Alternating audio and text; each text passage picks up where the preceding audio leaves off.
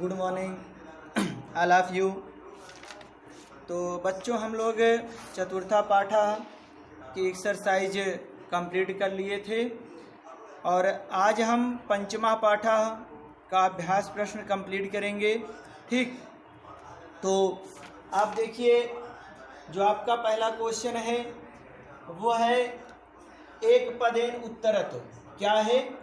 एक पदेन उत्तरत। कहने का मतलब कि एक पद में आपको उत्तर देना है। ठीक, जैसे पहला क्वेश्चन यहाँ लिखा है, पंडिता सरस्वती इति उपाधिभ्याम का विभूषिता। ठीक, मतलब पंडिता और सरस्वती उपाधियों से कौन विभूषित हुआ। ठीक, तो कौन विभूषित हुआ था? पंडिता रमाबाई। ठीक, कौन? पंडिता रमाबाई। ठीक, पंडिता रमाबाई। ये आपका एक पद में उत्तर हो गया। रमा कुतः संस्कृत शिक्षाम प्राप्तवती। मतलब कह रहे हैं कि रमा ने कहाँ पर संस्कृत की शिक्षा प्राप्त की? तो कहाँ की थी? वो अपनी माता से, मतलब स्वमातुः। ठीक, अपनी माता के पास ही। तो क्या हो जाएगा? स्वमातुः। अपनी माता के से उन्होंने क्या किया था? शिक्षा प्राप्त किया था। कौन है? पंडिता रमाबाई। ठीक, रमाबाई केन सह विवाहम अकरोत। तो किसके साथ रमाबाई ने विवाह किया था? विपिन बिहारी दासेन। किसके साथ? विपिन बिहारी दासेन। ठीक, विपिन बिहारी दासेन, ये आपका क्या था?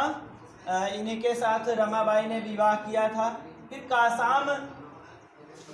कासाम शिक्षायै रमाबाई स्वकीयम जीवनम अर्पितवती। कह रहे किसकी शिक्षा के लिए रमाबाई ने अपना जीवन अर्पित कर दिया या अपना जीवन समर्पित कर दिया? तो किसकी शिक्षा के लिए? नारीणाम। किसके लिए? नारीणाम, मतलब स्त्रियों की शिक्षा के लिए उन्होंने अपना पूरा जीवन अर्पित कर दिया। ठीक, फिर है रमाबाई उच्च शिक्षार्थम कुत्र अगच्छत। रमाबाई उच्च शिक्षा के लिए कहाँ गई? तो कहाँ गई थी? सबसे पहले इंग्लैंड देशे। कहाँ? इंग्लैंड देशे। ठीक, इंग्लैंड देश में गई थी वो शिक्षा ग्रहण करने के लिए, उच्च शिक्षा। ठीक, फिर उसके बाद आपका आता है दूसरा नंबर क्वेश्चन कि रेखांकित पदानि आधृत्य प्रश्न निर्माणम कुरुत। कह रहे कि निम्नलिखित जो रेखांकित पद हैं उनके स्थान पर प्रश्न का निर्माण करना है। तो रमाया पिता समाजस्य प्रतारणाम आहसत। ठीक, कह रहे कि रमा के पिता ने समाज की प्रताड़ना को सहा। ठीक, सॉरी, यहाँ थोड़ा गलती है, यहाँ असहत होगा, हसत नहीं होगा, असहत। ठीक, तो यहाँ रमाया पिता समाजस्य प्रतारणाम असहत। तो क्या हो जाएगा यहाँ पर? यहाँ पर जब प्रश्न करेंगे तो हो जाएगा कस्याह। क्या हो जाएगा? कस्याह। ठीक, और फिर पत्यु मरणांतरम रमाबाई महाराष्ट्रम प्रत्यागच्छत। ठीक, तो प्रश्न क्या बनेगा कि किसकी मृत्यु के बाद रमाबाई महाराष्ट्र वापस लौटी? तो क्या भरेंगे यहाँ पर? तो हो जाएगा कस्य, मतलब किसकी। ठीक, रमाबाई मुंबई नगरे शारदा सदनम स्थापयत। तो कहाँ? तो आएगा, निश्चित तौर पर आएगा कि रमाबाई ने शारदा सदनम की स्थापना कहाँ की थी? तो निश्चित तौर पर उसके स्थान पर पुत्र आना चाहिए। ठीक, तो क्या हो जाएगा? रमाबाई पुत्र शारदा सदनम स्थापयत। फिर 1922 तमे ख्रीष्टाब्दे रमाबाई महोदया निधनम अभवत। तो किसका निधन हुआ था? तो क्या हो जाएगा यहाँ पर? कस्याह। क्या हो जाएगा? कस्याह। ठीक, फिर एक है स्त्रियः शिक्षाम लभन्ते स्म। ठीक, स्त्रियः शिक्षां लभन्ते स्म। तो स्त्रियां किससे लाभान्वित हुई? तो क्या हो जाएगा यहाँ पर? कस्मय। क्या हो जाएगा? कस्मय। ठीक, कस्मय हो जाएगा। तो ये आपका क्वेश्चन बन जाएगा। अगर जो रेखांकित पद हैं उनके स्थान पर अगर आप इन शब्दों को रख देंगे तो ये क्या बन जाएगा?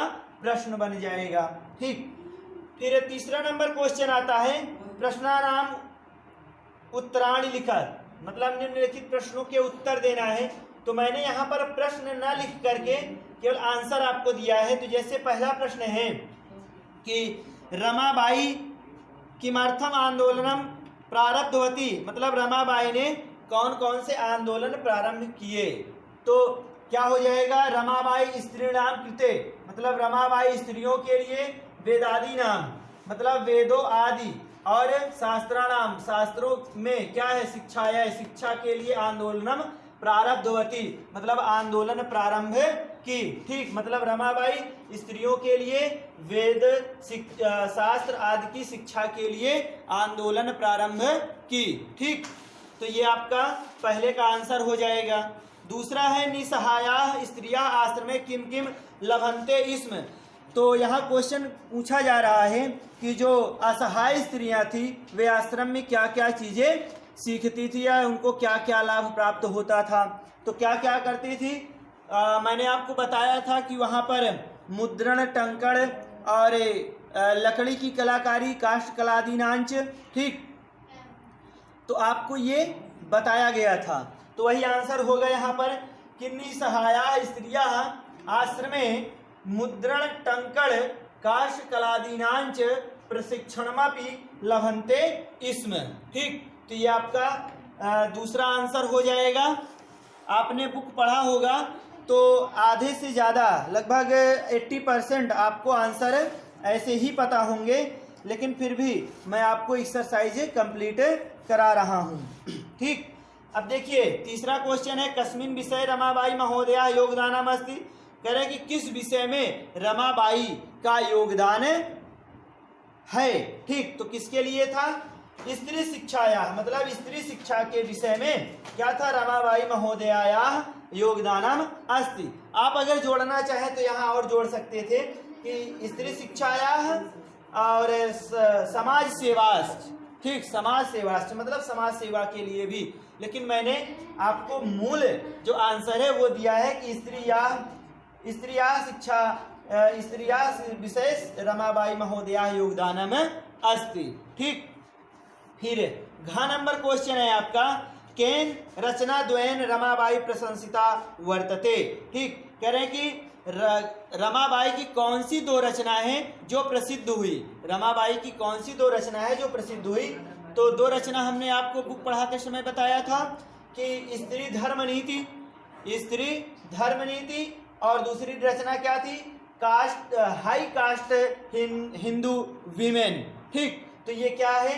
दो रचनाएं, स्त्री धर्म नीति, हाई कास्ट हिंदू वीमेन, रचना द्वयन रमाबाई प्रशंसिता वर्तते। ठीक, फिर आपका आता है चौथा नंबर क्वेश्चन। ठीक, आपका चौथा नंबर क्वेश्चन आता है कि अधोलिखितानाम पदानाम निर्देशानुसारम पद परिचयम लिखत। ठीक, तो क्या हो जाएगा?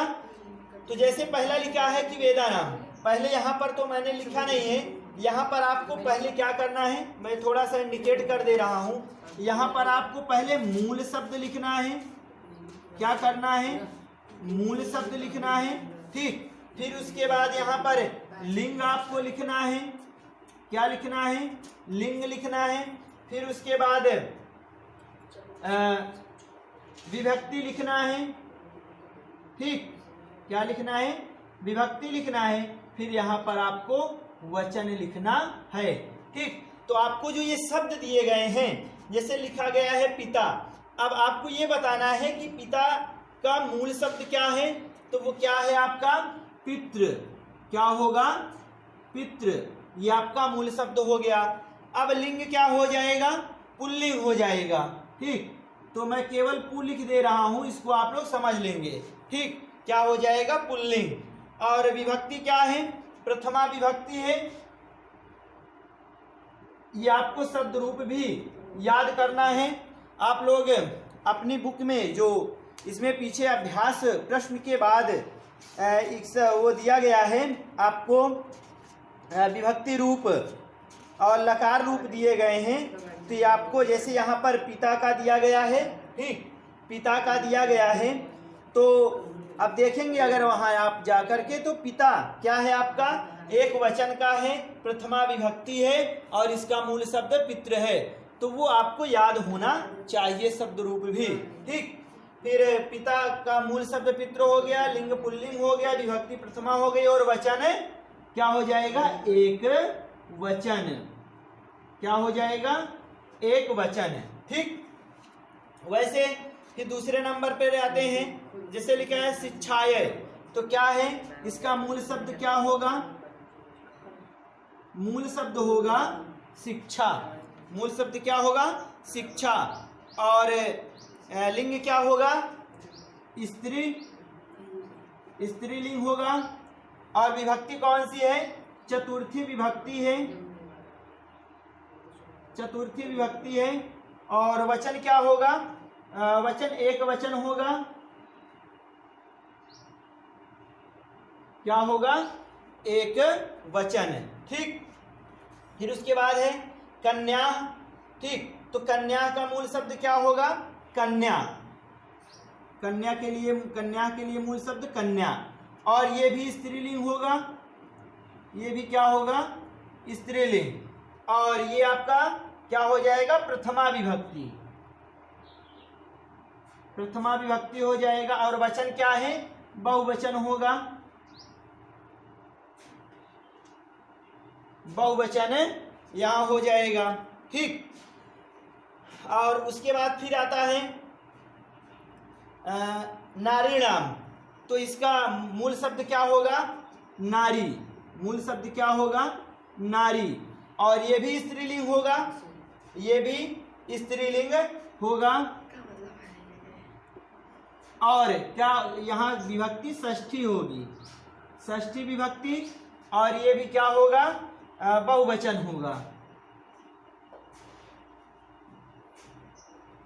क्या होगा, बहुवचन, ठीक। फिर उसके बाद आता है अकरोत। सॉरी थोड़ा गड़बड़ हो गया, यहाँ अकरोत ना हो करके यहाँ मनोरमया है।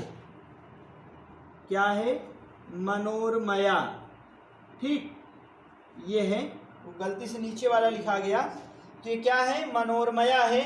तो यहाँ मूल शब्द क्या होगा, मनोरमा। मूल शब्द क्या होगा, मनोरमा। और स्त्रीलिंग ये भी होगा। और ये क्या है, तृतीया विभक्ति है, तृतीया विभक्ति है। और वचन क्या है, एक वचन। क्या होगा, एक वचन होगा, ठीक। तो इस तरीके से आपका ये तीसरा नंबर क्वेश्चन भी कंप्लीट हुआ, ठीक। तो इतना समझ में आया होगा और इसको आप अच्छे से कंप्लीट करेंगे। चलिए आते हैं पांचवें नंबर क्वेश्चन पर। पांचवें नंबर क्वेश्चन में आपको दिया गया है कि वहाँ पर कुछ क्रियापद दिए गए हैं, तो वहाँ पर धातु रूप उसका लिखना है, लकार लिखना है और पुरुष लिखना है और उसके बाद वचन लिखना है, ठीक। यहाँ मैं पूरा लिख दे रहा हूँ पुरुष, नहीं तो आप लोग उसको पुल्लिंग समझ लेंगे, ठीक। तो पुरुष बताना है आपको। तो आपको पता है धातु किसे कहते हैं, मैंने बताया था कि क्रिया के मूल रूप को क्या कहा जाता है, धातु कहा जाता है, ठीक। तो यहाँ पर ये जो क्रिया दी गई है तो उसका मूल रूप है क्या, तो यहाँ पर क्या है, ये जैसे कुर्वन्ति है तो ये क्या है, क्री इसका क्या है, मूल धातु, सॉरी इसका धातु है। और लकार क्या हो जाएगा, लट लकार है, क्या है, लट लकार होगा। और पुरुष कौन सा है, प्रथम पुरुष है, क्या है, प्रथम पुरुष है। और वचन बहुवचन है, ठीक। वचन क्या है, बहुवचन है। चलिए अब इसके बाद आते हैं आगच्छत। तो आगच्छत का भी जानते हैं क्या होता है, गम धातु का होता है। तो ये गम धातु है और लकार कौन सा है, लंग लकार होगा। ठीक, क्या होगा, लंग लकार। और पुरुष आपका क्या होगा, प्रथम पुरुष ही होगा और ये एक वचन में है, आगच्छत। ठीक, क्या है, एक वचन में है। अब उसके बाद आता है निवसंति। निवसंति क्या है, वस धातु का है, मतलब इसमें नि उपसर्ग लगा के तब निवश बनाया गया, लेकिन जो इसका धातु रूप होगा वो वश है। क्या है, वश। लेकिन यहाँ पर जब हम इसको बनाते हैं तो यहाँ पर वश में नि उपसर्ग लगा लेते हैं, तब इससे निवशत या निवश बनता है। ठीक, लेकिन जो मूल शब्द है वो आपका मूल जो है धातु है वो है वश। ठीक, तो और यहाँ पर क्या है, ये लट लकार होगा। ठीक, क्या है, लट लकार है। प्रथम पुरुष ये भी है, क्या है, प्रथम पुरुष ये भी है और ये बहुवचन में है। ठीक, क्या है, बहुवचन में होगा। ठीक, फिर उसके बाद है गमिष्यति। क्या है, गमिष्यति। तो गमिष्यति है तो निश्चित तौर पर ये भी क्या है, गम धातु का है। ठीक, और ये क्या होगा, लिट लकार। क्या होगा, लिट लकार में होगा। जैसे आपको ये एक चीज पता होना चाहिए, जो लट लकार होता है इसको क्या बोलते हैं, इसको वर्तमान काल बोलते हैं। लट लकार को क्या बोलते हैं, वर्तमान काल। और लंग लकार को क्या बोलते हैं, भूतकाल। और लिट लकार को क्या बोला जाता है, भविष्यत काल। ठीक, तो आपको ये पता होना चाहिए कि जो भूतकाल का है लंग लकार, उसमें आगे आ लगा के देता है। ठीक, और जो लिट लकार होता है उसमें स्यति वाला रूप चलता है। ठीक, तो ऐसे भी आप यहाँ पर पहचान कर सकते हैं। और ये भी क्या है, प्रथम पुरुष है और एक वचन में होगा। ठीक, फिर अकरोत है।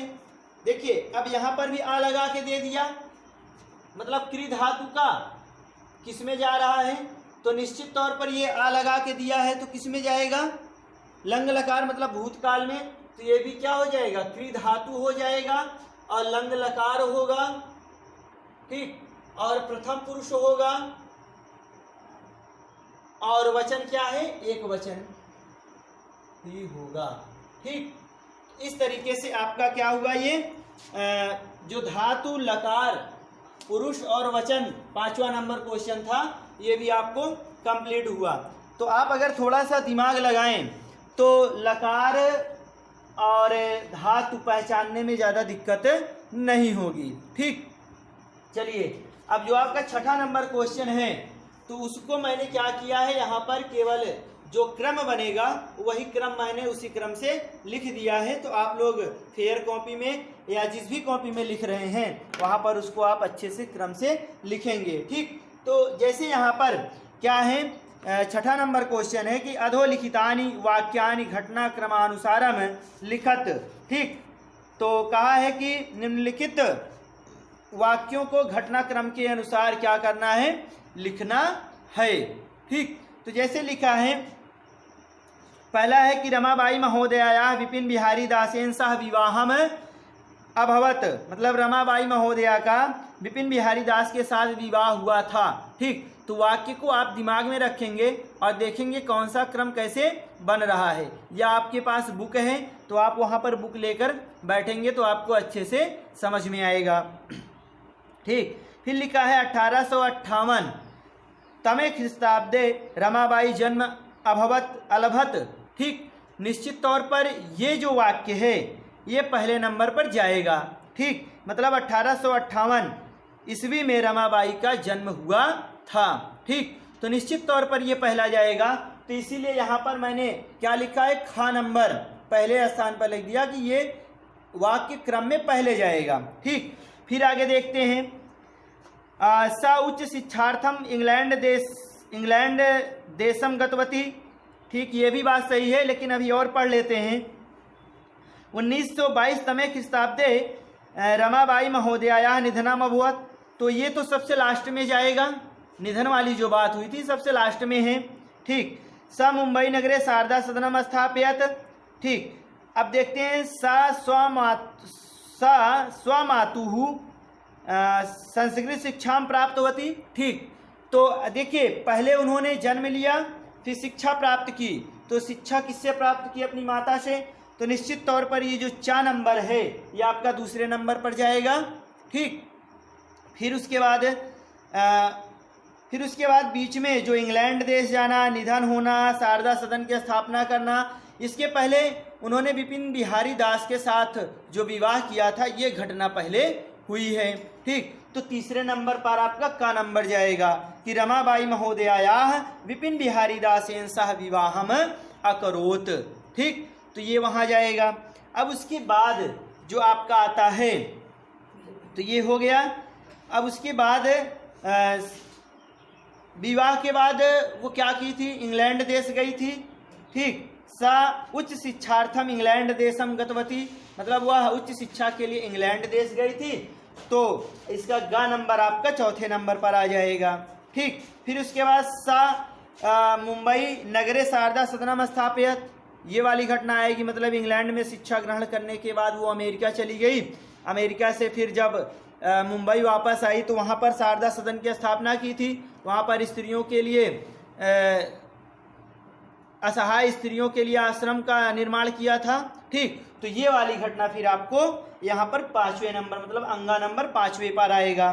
ठीक, फिर उसके बाद है एक आपका बचा कि 1922 समय ख्रीष्टाब्दे रमाबाई महोदयायाः निधनम अभवत, मतलब 1922 ईस्वी में रमाबाई महोदया का निधन हो गया। तो ये आपका अंत में आएगा। तो इस तरीके से ये जो आपका वाक्यों को क्रम में करने का क्वेश्चन था ये भी आपका कंप्लीट हुआ। ठीक, तो आपको अच्छे से समझ में आया होगा एक्सरसाइज। ठीक, अब आपका अभी 2 चैप्टर और बचा है एक्सरसाइज के लिए, मतलब जितना मैंने आपको हिंदी अनुवाद पढ़ाया था उसमें अभी 2 चैप्टर आपके और बचे हैं। तो 2 चैप्टर कंप्लीट करने के बाद आपको एक टेस्ट पेपर भी दिया जाएगा। यहीं से आपको वीडियो के माध्यम से एक टेस्ट पेपर दिया जाएगा। तो आप उस टेस्ट पेपर को कंप्लीट करके रखेंगे, और जो बच्चे हमारे विद्यालय के बाहर के बच्चे भी जो वीडियो देख रहे हैं तो वो भी अपनी जिम्मेदारी समझते हुए उस टेस्ट को कंप्लीट करेंगे और अपनी योग्यता को खुद ही वो मापेंगे कि हमने जितना पढ़ा उसमें से आप कितना आ रहा है और कितना भूल रहे हैं। तो उसको आप जाकर वहाँ दोबारा से वीडियो को, एक्सरसाइज को फिर से कंप्लीट करेंगे तो निश्चित तौर पर आप भी एक अच्छे स्टूडेंट की श्रेणी में आ जाएंगे। ठीक, तो ये 2 चैप्टर जैसे ही एक्सरसाइज कंप्लीट होगी वैसे ही आपको एक वीडियो में टेस्ट पेपर दिया जाएगा। ठीक, तो आप क्या करेंगे, अभी ये पंचमः पाठः को अच्छे से एक्सरसाइज कंप्लीट करेंगे। ठीक।